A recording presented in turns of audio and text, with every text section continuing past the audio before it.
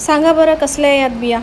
अहो या आहे फणसाच्या बिया. फणसाच्या बियांची भाजी तुम्ही कधी खाल्ली आहे का? नाही, चला मी सांगते. सर्वात आधी बिया स्वच्छ पाण्याने धुवून कुकरमध्ये बिया पुरतील एवढं पाणी घालून कुकरला 2 शिट्ट्या काढून घ्यायच्या.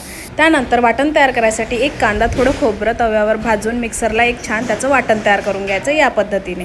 आता कुकर थंड झाला की बी चेक करायची. बी नरम पडली की शिजली समजायची. त्याच्यावरची साल काढून घ्यायची. बघा या पद्धतीने सर्व बियांची साल काढल्यानंतर एका पातेल्यामध्ये अर्धा वाटी तेल, त्यात 1 चमचा आलं लसणाची पेस्ट, 2 चमचे कांदा खोबऱ्याची पेस्ट छान भाजून झाल्यानंतर सगळे सुके मसाले घालायचे. हळद, तिखट, गरम मसाला, चवीनुसार मीठ, धनेपूड, जिरेपूड छान मिक्स करून घ्यायचं. अर्धा कप गरम पाणी घालायचं आणि छान मिक्स करायचं. आता आपण जे उकळून ठेवलेल्या बिया होत्या त्या घालायच्या. 10 मिनटं मसाल्यांमध्ये शिजू द्यायचं.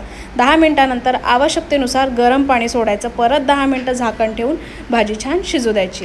10 मिनटानंतरच भाजी शिजून जाईल. बघू शकता अतिशय सुंदर अशी फणसाच्या बियांची भाजी रेडी आहे. नक्की करून बघा.